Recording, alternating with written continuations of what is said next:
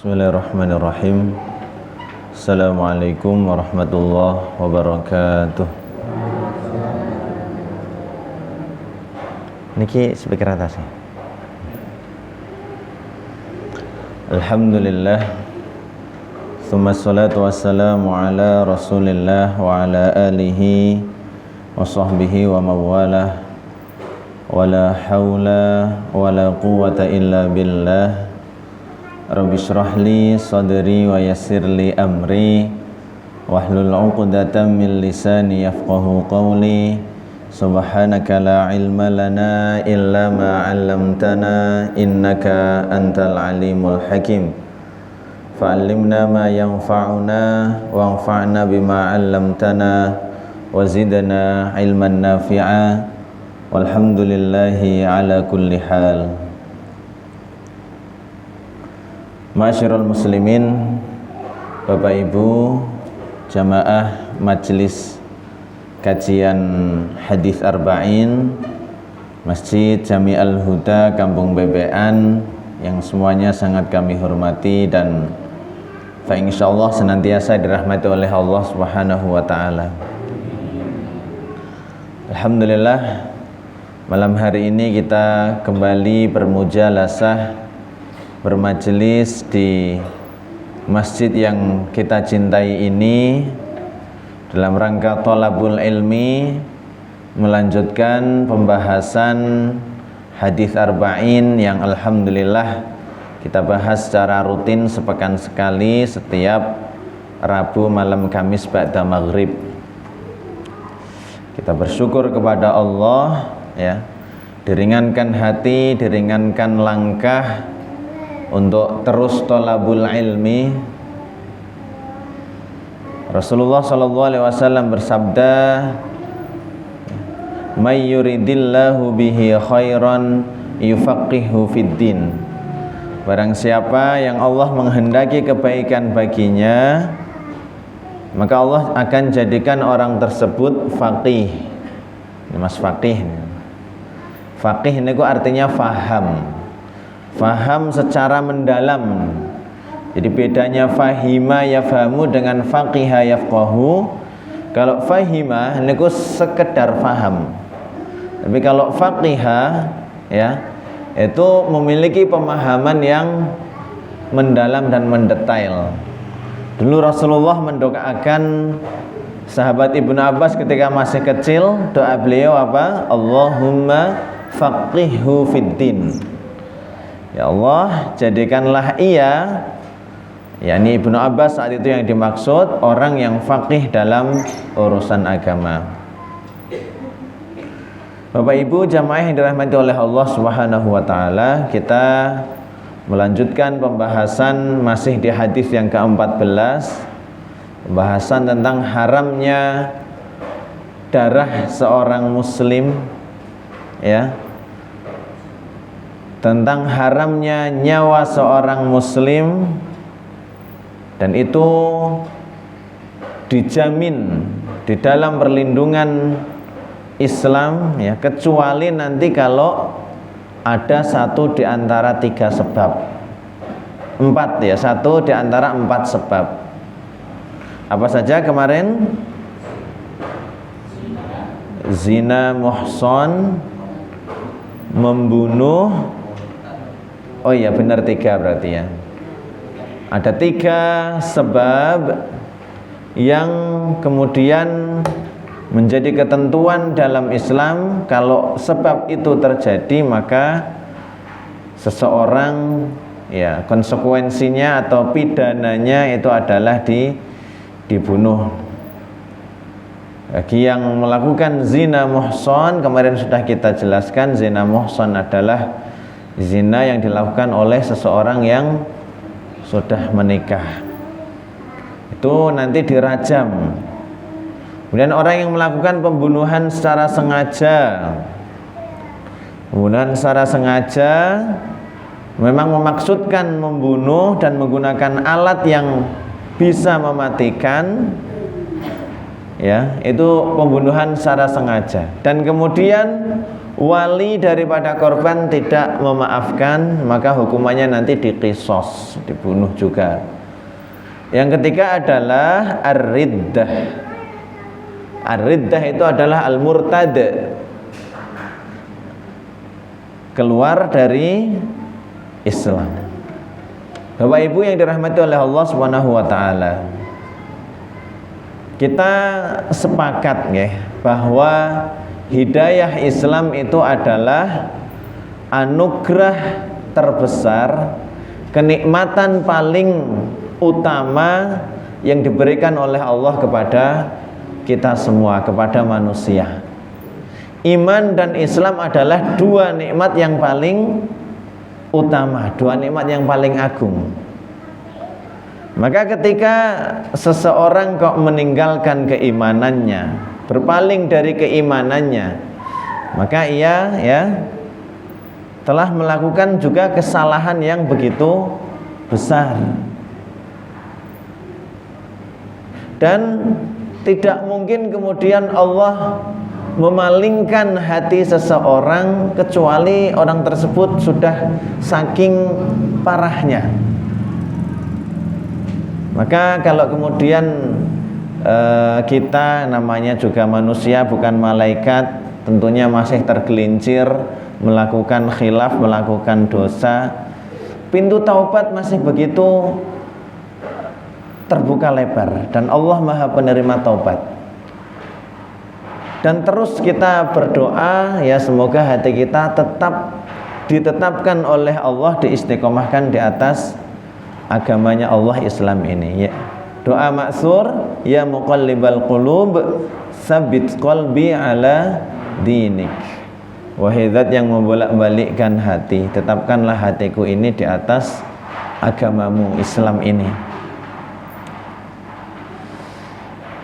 Dan tidak mungkin kemudian seseorang dipalingkan oleh Allah dari Islam kecuali dia memang sudah banyak melakukan keberpalingan. Ayatnya gimana? Falamma zaghu azaghallahu qulubahum. Dan apabila mereka itu berpaling, ya maka Allah palingkan sekalian hati mereka. Ya, jadi Allah memalingkan ya mereka-mereka yang memang berpaling. Bagi orang yang masih punya iktikad baik untuk kemudian memegang teguh keislamannya, ya meskipun tidak luput dari yang namanya dosa, insya Allah ketika kita tulus, ketika jujur untuk menggapai hidayah, pasti hidayah Allah itu akan terus ditambah, terus akan ditambah. Tapi dari kitanya harus ada ketulusan, kejujuran. Kejujuran itu ya kalau memang jujur dan tulus ya dibuktikan dengan kesungguhan. Kesungguhan untuk terus berupaya bertakwa, berupaya menunaikan perintah-perintah Allah, berupaya meninggalkan larangan-larangan Allah ya. Terus kita berupaya, insya Allah hidayah dari Allah akan terus semakin bertambah. Walladzina ihtadaw zadahum huda wa atahum taqwahum. Orang-orang yang terus berupaya meniti jalan hidayah, artinya dari dia ada ada upaya kesungguhan. Zadahum huda, Allah nanti yang akan menambahkan hidayah niku. Hidayah bertambah, berproses. Mulanya kita memaksakan diri, kesungguhan, upaya memerangi hawa nafsu. Ini kan perjuangan kita semua. Memerangi hawa nafsu, mengalahkan hawa nafsu, memenangkan ketundukan kita kepada Allah Subhanahu wa taala daripada mengikuti hawa nafsu. Terus kita paksakan, nanti hidayah Allah bertambah. Lama-lama kita itu tadinya dipaksa, lama-lama terbiasa. Terus dipaksa-paksa, diupayakan, nanti lama-lama menjadi sebuah kenikmatan ya. Sebaliknya bagi ia yang dalam kehidupan itu ya memilih untuk berpaling. Dia banyak memperturuti hawa nafsunya. Ya udah nanti dipalingkan sekalian oleh Allah Subhanahu wa taala. Jadi kita sebelum membahas nanti tentang haddur riddah, pidana bagi orang yang murtad, ya. Di sini perlu untuk menjadi renungan kita bersama bahwa anugerah atau nikmat hidayah ini harus kita jaga, kita rawat, kita pegang teguh, karena ini adalah kenikmatan yang paling agung, kenikmatan yang paling besar, melebihi nikmat-nikmat yang lainnya, apalagi hanya sekedar dunia, ya. Karena dengan hidayah Islam inilah nantinya kita akan mendapatkan atau memperoleh kemuliaan dan keselamatan akhirat, juga kemuliaan dunia insyaallah. Ya. Jadi di sini kita memahami bahwa ketika seseorang itu kok sampai murtad, itu sudah saking kemudian dipalingkan oleh Allah Subhanahu wa taala. Dalilnya tadi, falamma zaghu azaghallahu qulubahum. Ketika mereka itu memalingkan diri, ya, nanti Allah akan sekalian memalingkan mereka. Di ayat yang lain, afara'aital ladzi takhadha ilahahu hawahu fa'adallahu Allah. Tidakkah engkau memperhatikan orang-orang yang menjadikan hawa nafsunya itu sebagai ilahnya, sebagai sesembahan yang dituruti. Fa'adallahu Allah, maka sekalian akan disesatkan oleh Allah. Ya. Di ayat yang lain Allah menegaskan, ya, wa ma yudhillu bihi illal fasiqin. Tidaklah Allah itu menyesatkan melainkan mereka-mereka yang fasik. Jadi merekanya dulu yang fasik. Jadi Allah nggak mungkin zalim, ya. Semua tergantung kita. Kita mau milih yang mana. Jalan itu sudah begitu jelas dibentangkan. Ini jalan kebaikan, ujungnya nanti surga. Ini jalan keburukan, ya, yang kemudian dihiasi oleh hawa nafsu dan setan, ditampakkan seakan-akan itulah kenikmatan, seakan-akan itulah keindahan, tapi ujungnya nanti adalah murka dan siksanya Allah Subhanahu wa taala. Kita itu mukhayyar, bebas memilih, ya, bebas memilih. Nah, ketika seseorang murtad, ajma'al muslimuna ala anna ar-rajula idza irtadda wa asarra 'alal kufri wa lam yarji' ilal islam ba'dal istitabati annahu yuqtal. Ya, kaum muslimin, al-muslimun telah bersepakat, telah menjadi sebuah ijma' bahwa seseorang yang murtad kemudian ia ngotot dengan kekafirannya, artinya ya tetap kekeh, ya, kalau bahasa Sunda, bahasa Jawanya ini apa ya? Ya tetap ngayal dengan kekafirannya itu, walam yarji ilal Islam, dan tidak mau kembali kepada Islam ba'dal istitabah, setelah ada proses diminta untuk bertaubat. Jadi prosesnya, tahapannya, ya niku sebenarnya diawali dengan dinasehati, diingatkan, diajak bertaubat, diajak kembali kepada Islam.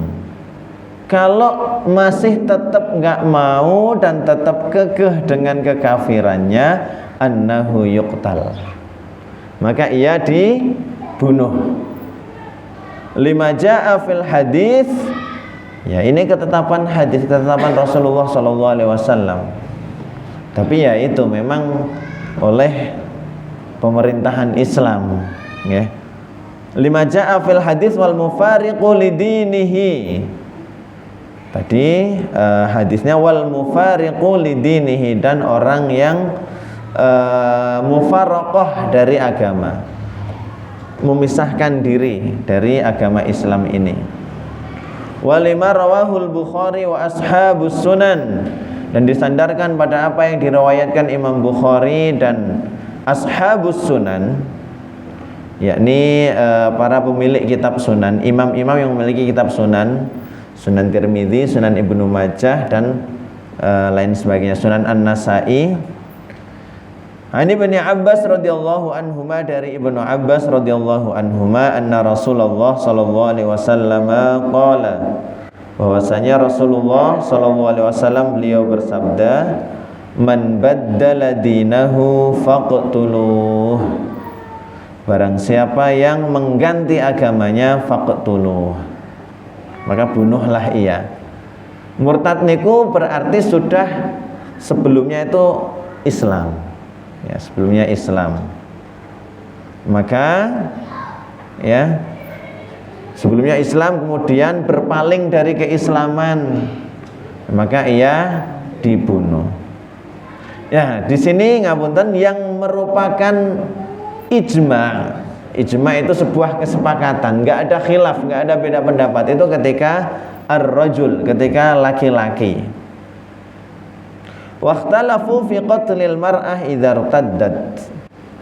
Dan para ulama berbeda pendapat, ya, fi qatlil mar'ah idza irtaddat, tentang perempuan ketika ia murtad apakah dibunuh juga.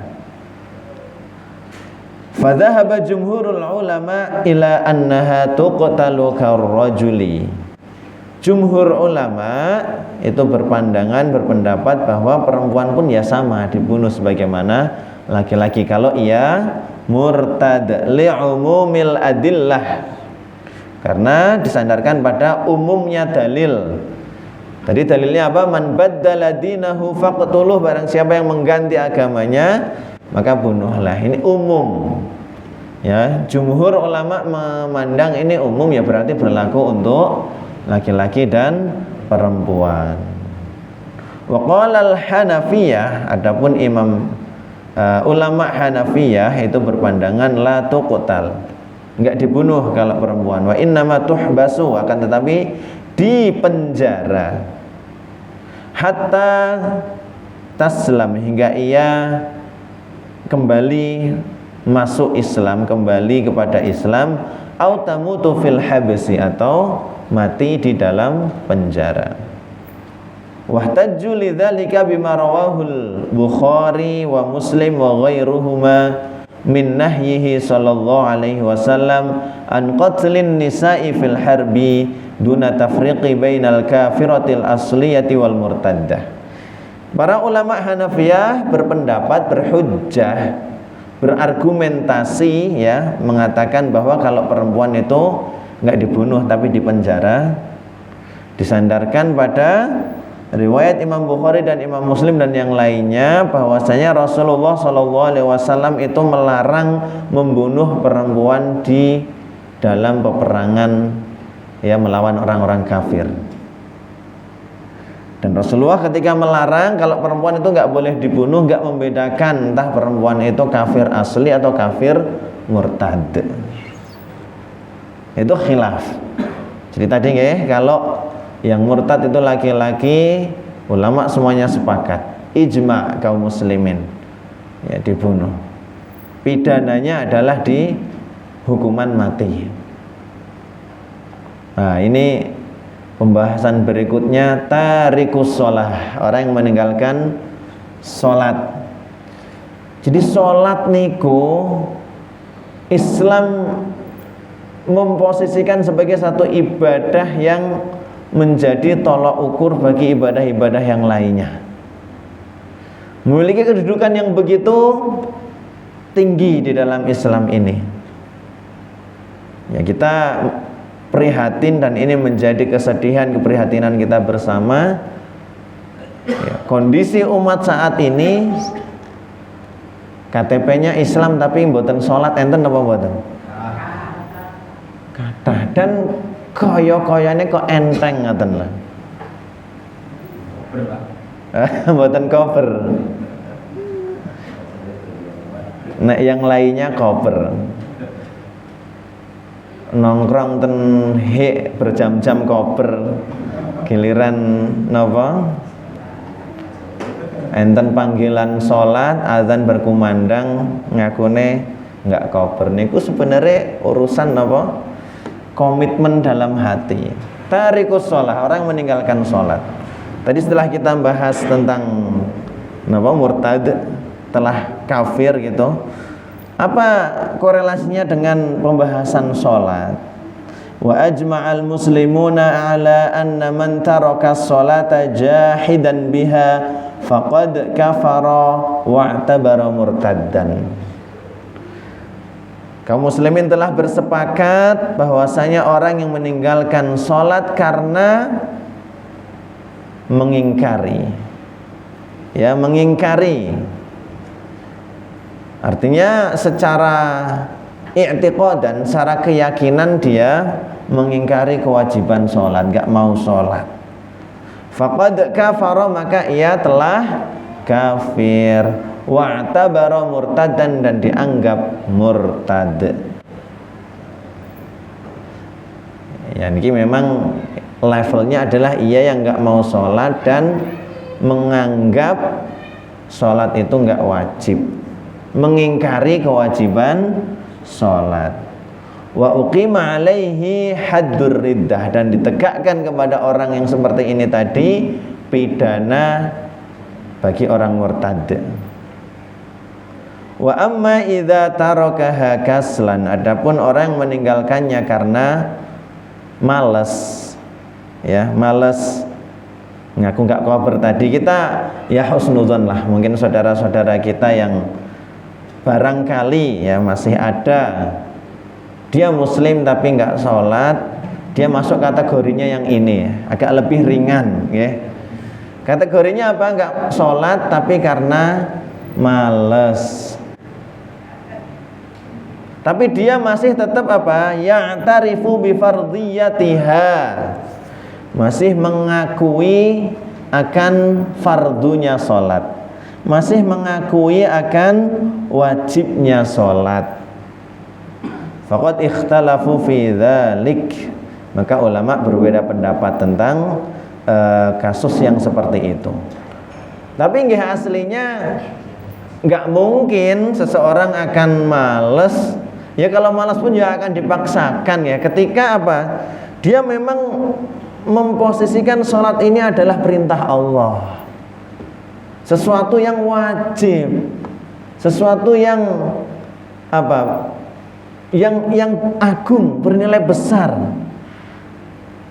Kalau dia memposisikan sholat sebagai sesuatu yang besar, bukan hal yang remeh, pasti bagaimanapun akan ia sempatkan.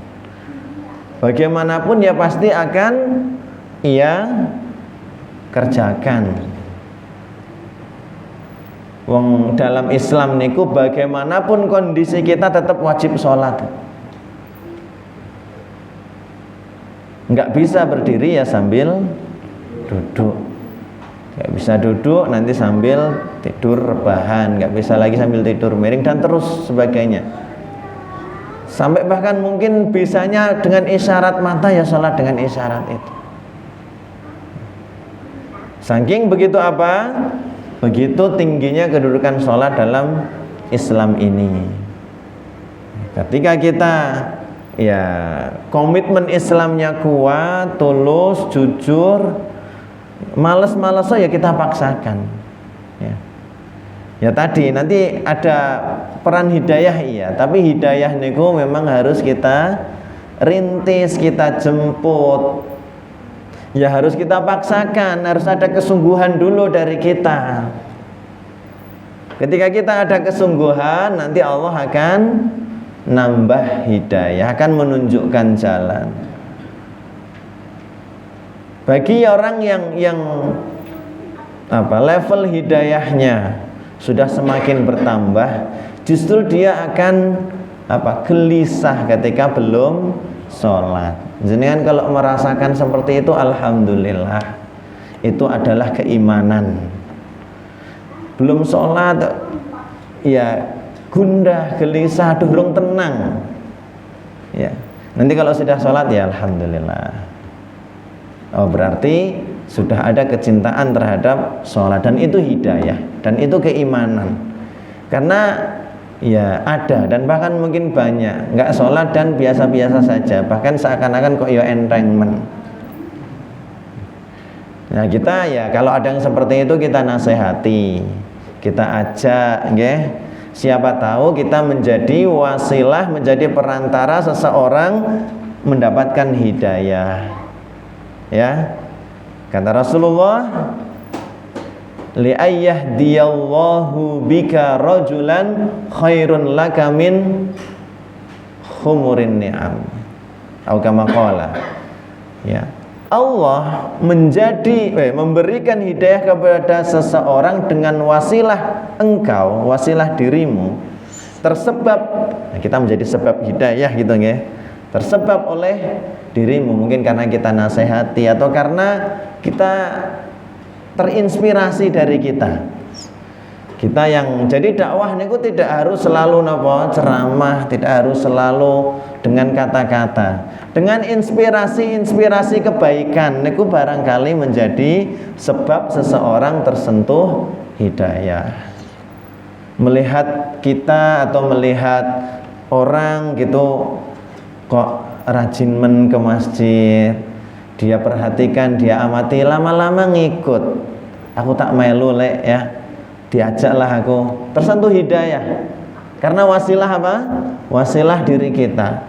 Kata Rasulullah, khairun laka min humurin ni'am, itu lebih baik bagimu daripada onta merah. Onta merah niku sebagai simbol kendaraan paling mewah di zaman itu, di zaman Rasulullah SAW.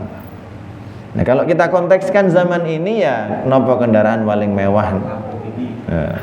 Lebih bagus, lebih baik bagimu daripada Lamborghini.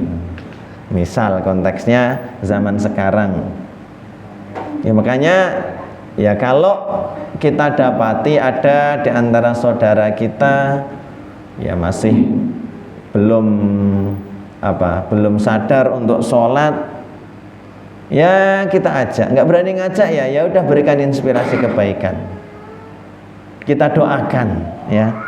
Jadi kita itu dai dan bukan hakim, maka ya tugas kita itu mengajak dan bukan menghakimi.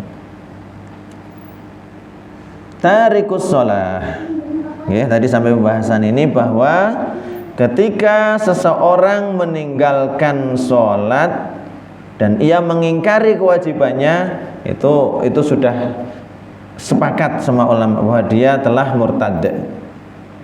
Adapun kalau meninggalkannya karena malas, tapi dia masih mengakui kefarduannya, kewajibannya, maka para ulama berbeda pendapat. Fadhahabal jumhuru ila annahu yustatabu fa illam yatub qutila haddan la kufron. Ya. Jumhur ulama berpandangan kalau ada seorang muslim nggak mau sholat karena malas, tapi dia masih mengakui dan masih meyakini bahwa sholat itu wajib, ya kalau ada yang seperti itu diminta untuk bertaubat, yustatabu, diminta untuk bertaubat. Fa illam yatub, kalau tetap nggak mau taubat, qutilah, dibunuh juga. Tapi bedanya apa? Qutilah haddan, dibunuh sebagai sebuah hukuman pelanggaran. La kufran, bukan dibunuh karena hukuman kekafiran. Nanti bedanya apa? Pengurusan jenazah setelah dibunuh itu. Kalau qutilah haddan, dia masih seorang muslim. Ya diurus jenazahnya, dimandikan, dikafani, disolatkan, didoakan kebaikan, bagaimanapun dia masih muslim. Tapi kalau yang tadi yang mengingkari sholat, itu dibunuhnya karena murtad, kekafirannya. Berarti setelah dibunuh dia statusnya mayat kafir. Kalau qutilah haddan itu dibunuh sebagai sebuah pidana atas pelanggaran, tapi status jenazahnya jenazah muslim, dikubur, dimakamkan sebagai seorang muslim. Wa dhahabal Imam Ahmad wa ba'dul Malikiyah ila annahu yuqtalu kufran. Kemudian di sini ada khilaf ya, Imam Ahmad dan sebagian ulama Malikiyah mengatakan bahwa ia dibunuh dan sebagai seorang kafir. Wa qala al-Hanafiyah, Imam Hanafiyah atau ulama Hanafiyah berpandangan yuhbasu hatta yusalli aw yamut, dipenjara hingga ia mau sholat lagi atau mati. Wa yu'azzaru fi habsihi bidharbi wa ghairihi, dan kemudian diberikan takzir dalam masa menjalani hukuman penjara itu dengan dipukul atau yang lainnya.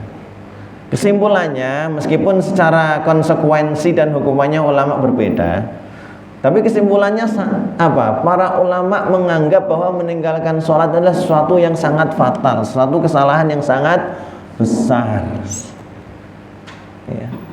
Bahwa sholat itu adalah sesuatu yang memiliki kedudukan tinggi dalam agama ini, sampai-sampai menjadi barometer akan kualitas keislaman dalam hal-hal yang lainnya. Pripun hadisnya niku, awwalu ma yuhasabu bihil mar'u yaumal qiyamati as-shalah. Yang pertama kali akan dihisab dari seseorang pada hari kiamat kelak itu adalah sholatnya. Sebelum nanti yang lain-lainnya, nggih. Yang pertama kali niku sholatnya rumiyin. Bahkan Rasulullah sampai dalam lanjutan hadisnya itu beliau mengatakan, idza shaluha shaluha sairu amali. Kalau sholatnya itu bagus, amalan yang lainnya, kalau bahasa anak sekarang itu auto bagus, otomatis bagus.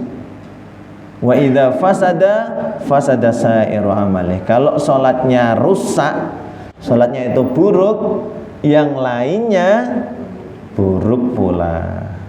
Sholat, ya. Qala Allah Ta'ala, Allah Subhanahu wa Ta'ala berfirman, wa aqimus sholata wa la takunu minal musyrikin, dan tegakkanlah sholat dan janganlah engkau termasuk orang-orang musyrik, orang-orang yang musyrik. Surat Ar-Rum ayat 31. Seakan-akan dalam ayat ini ya Allah memilah yang enggak musyrik itu ya sholat. Kalau enggak sholat berarti musyrik. Wa aqimus sholata wa la takunu minal musyrikin. Dalam ayat yang lain Allah berfirman, fa in tabu wa aqamus sholata wa atawuz zakata fa ikhwanukum fid din. Kalau mereka bertaubat dan menunaikan sholat dan membayar zakat, maka mereka itu adalah ikhwan, saudara-saudaramu di dalam agama.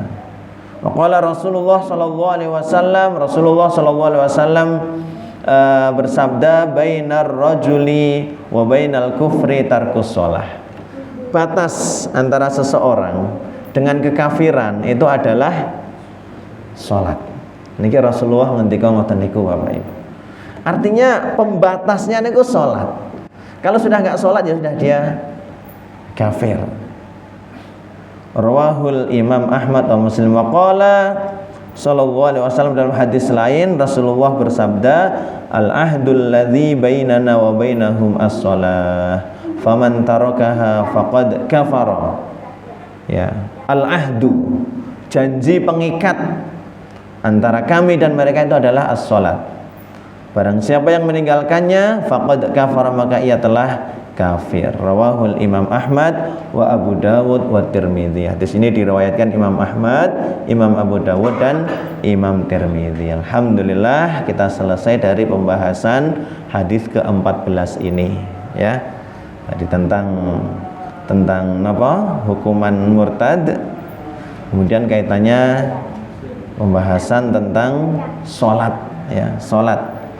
Semoga menjadi satu pengingat bagi kita semua, ya Bapak Ibu, ya, dan menumbuhkan kesadaran untuk semakin menguatkan keislaman kita, menguatkan perhatian kita terhadap sholat, ya. Lebih dari itu, semoga kita semua ya terus diberikan limpahan hidayah oleh Allah Subhanahu wa taala, termasuk orang-orang yang apa? Nikmat dalam menunaikan sholat. Ini kalau sudah nikmat niku berarti kan apa? Pengen terus ya menikmati sholat, menikmati ibadah. Orang-orang yang bisa merasakan manisnya iman. Amin Allahumma amin. Demikian kami cukupkan ya. Cekap ya, insyaallah. Kita tutup dengan hamdalah dan doa kafaratul majlis. Alhamdulillahirabbil alamin. Subhanakallahumma bihamdika asyhadu an la ilaha illa anta astaghfiruka wa atubu ilaik. Bila taufiqul hidayah. Assalamualaikum warahmatullahi wabarakatuh.